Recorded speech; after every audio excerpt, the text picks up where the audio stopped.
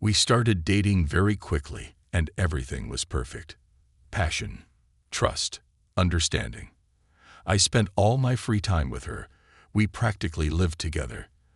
But then I left town for a few days, and from the very beginning of my departure, we started fighting for no reason. She was mad at nothing. I was trying to figure out what was going on. And finally, she confessed over Skype. It turned out that Samuel appeared, her ex-boyfriend, whom she dated for a long time before me, and who left her without explaining the reason. Avery said that she only loves me, but she is tormented by feelings from the last breakup. I realized that I needed to go to her to support her and not let her sadness grow. I returned home, and at first everything turned out to be the same. I began to notice oddities in her behavior. It was similar to how girls behave when cheating, but I trusted her and did not consider this option seriously, thinking that something else was involved. I came to see Avery on Friday. We spent 2 days together, and on Sunday, as usual, I went to see her. Avery was sitting at the computer and asked me to wait until she finished texting. I was bored, so I took her iPad, but I quickly got bored of it too. Then I thought it might be a chance to find out what she was hiding from me after all. I opened her social media page from my tablet and started following her. At that time, Avery was texting with her friend, and I was watching their conversation online. What I saw shocked me to the core and changed my life. Avery told a friend that on the day I left, she met Samuel and they slept together. She wrote that she was now sure of her love for Samuel and not for me. Avery wanted to get back to him, but it seems Samuel wasn't interested in resuming the relationship. She also wrote that she doesn't see a future with me, but she doesn't want to part either. I was in love with Avery, idolized our relationship, and what I read was a huge shock to me. I tried to keep my emotions in check, but after 5 minutes I was shaking. The cold crept in, and the muscles involuntarily relaxed at a furious rate. It was like an epileptic seizure, but with one difference. My muscles first contracted above the waist, then below, and so on alternately. The trembling suddenly stopped as it had begun, and after 10 minutes the temperature dropped. All this time, Avery was sitting next to me and watching, but she couldn't do anything. I came up with some kind of excuse, and after half an hour she forgot about this episode. That's the kind of shock I went through. After I came to my senses, I had to decide what to do next. The first thought was obvious.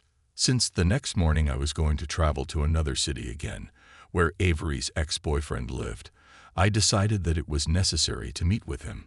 My goal was clear, to punch him in the teeth, and only then call Avery and tell her everything I think about her.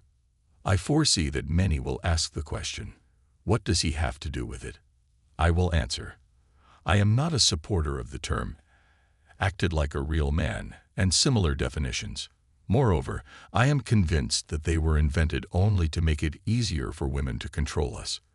Therefore, I will only express my point of view. In my opinion, a man should be responsible for his words and actions.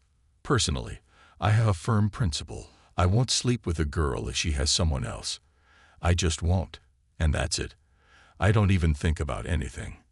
And since he does not have such beliefs, then let him be responsible for his actions. I am not a conflicted person and have never been the first to get into a fight. But in this case, violence was justified for 2 reasons. Firstly, it will be a good lesson for him for the future. And secondly, and this is the most important thing, the very fact that the person she supposedly loves has suffered because of Avery will become the most serious punishment for her. I did everything for her. For example, I got up early almost every morning, not on purpose, just because of sleep problems, and cooked breakfast. I washed the dishes, took out the trash, and did other things that we did together. At the same time, I remained the man in the relationship.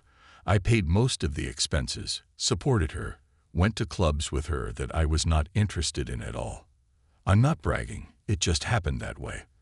I was happy with the arrangement, and I was happy with Avery.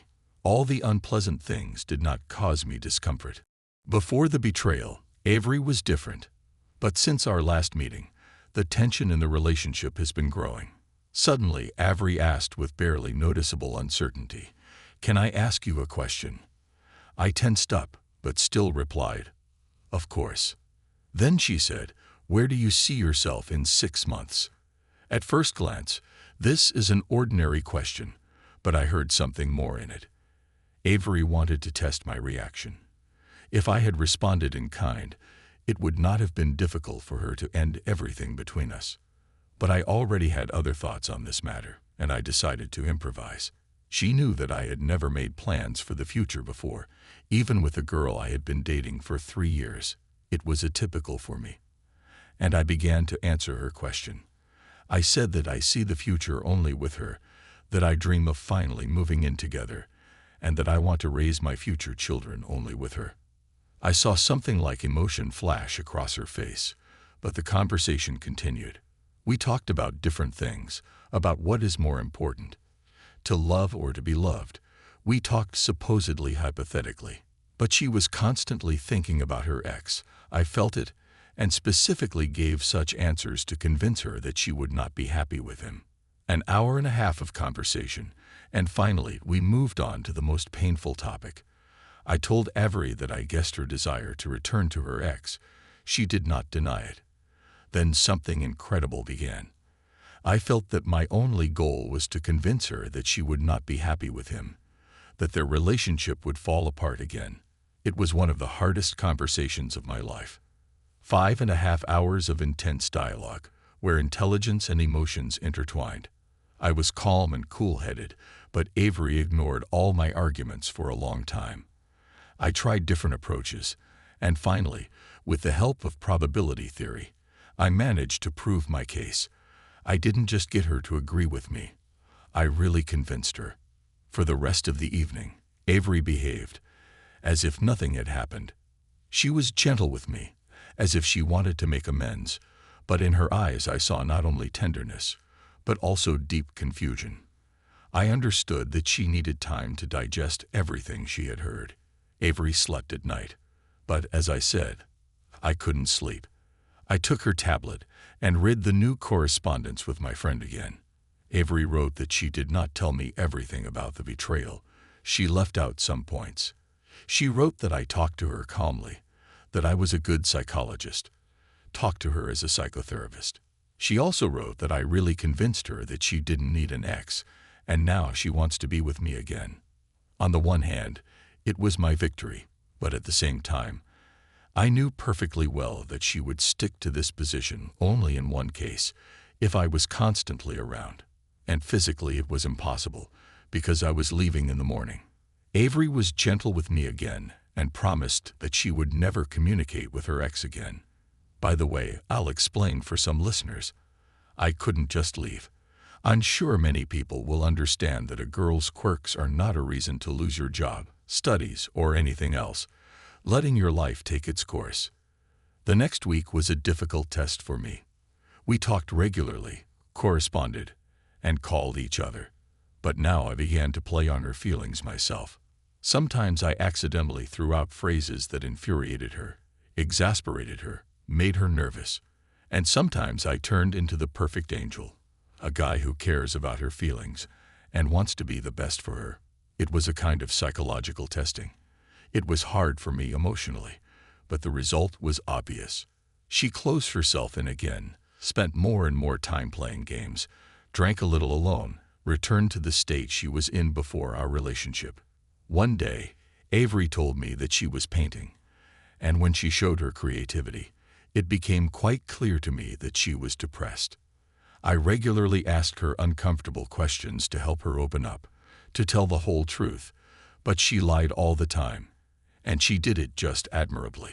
The week passed like a blink, and I gradually pulled her onto the hook of a lie. She was gone all day, and in the evening, when I was already on my way, the phone rang. Avery's voice, sweet and guilty, informed me that she had spent the day studying, but the previous conversation with her friend left a bitter aftertaste in her soul. Avery was not at the educational institution. When I arrived, I found her locked in the room, but the wall of alienation could not stop me. She did not make excuses, did not explain where she had disappeared and why she was lying.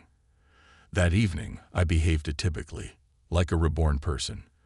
My actions, words, intonation, everything was imbued with a strange mixture of lightness and indifference. Her embarrassment was obvious. She couldn't figure out where I was telling the truth and where I wasn't. Why am I so dismissive of her? Why is he so cold? In the end, she said, "Lately, it's like there are two people living in you, two personalities." These words, spoken in desperation, sounded like a compliment. It was not in vain that I tried. It was not in vain that I pulled her out into the light of my own desires and fears. By the way, it's worth mentioning that when I visited her, I noticed a lot of drawings on the wall. They were dark, frightening, like a reflection of her inner world. A man broken in half, a girl, a screamer. These images were like the ink of the soul seeping out. Accustomed to her late-night phone conversations, I took the tablet. My heart sank at what I saw. She was communicating with her ex, and in her fingers, like a shadow of the past, she danced, deleting compromising messages. The only witness to her dishonesty was a lone smiley face that survived this information purge, and another man who wrote to her for the purpose of dating confirmed my growing suspicions. These three facts drove my trust into the coffin like nails. I woke her up, demanding answers with the sharpness of a knife, piercing her lies. Do you communicate with your ex? When did you see each other? Did Avery cheat on me? 3 questions, each of which shattered the icy wall of her denials. I don't recall anyone ever lying so convincingly. I was just annoyed by the ease with which she could manipulate my feelings, how she could so easily use me like a toy without feeling the slightest remorse.